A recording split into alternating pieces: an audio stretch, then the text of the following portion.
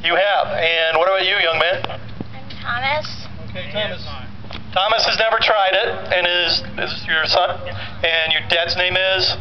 Kevin. So we got Thomas and Kevin. All right, a couple of things to remember. First of all, the saw has been sitting in the sun, and you could probably fry an egg just by dropping it on the blade. So one of the things you're going to want to be really careful about is to hold it by the handle, which you would do anyway, but you're going to have to resist the temptation to touch the saw to straighten the blade or anything like that because it's really hot.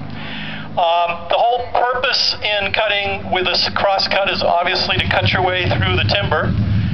There was a time and a place in Petersham and other places where you would do this for hours on end, cutting cord after cord of wood. Certainly we're talking about days before chainsaws. And Arthur over here has suggested that he might want to bring his chainsaw up, and we had to tell him no chainsaws allowed today.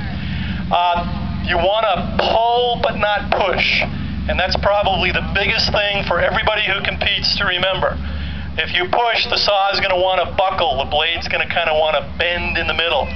So you're going to work as a team. I can't think of another activity where teamwork is as important as it is in cross-cut saw competitions, because you've got to get the rhythm. So as you pull to the end of your stroke, your partner's going to be ready to pull back on their side, and you're going to get that nice, smooth back and forth motion, and the chips start flying, and the seconds don't add up to very much before you've gotten all the way through. So, gentlemen, if you'd like to get your saw and decide which side of the log you're going to be on, and we're going to start cutting probably about 4 inches in. Now, as we've done in the past, we will give everybody a chance to get a little notch cut in their timber, and then we will say, on your mark, get set, cut. We'll start the timing at that point. We have had times in past years, as I said, I think we had a magical time of 9 seconds last year from a couple of burly lumberjack-looking guys. And we've seen some respectable times in the 1 or 2 minute range, and we have had persistence win out with people who have spent 4 or 5 minutes that just were having a bad day.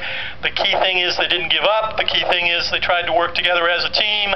And the key thing is that everybody in the audience was participating as well because they were cheering them on. So we're going to ask you to do that. You're sitting in the shade. They're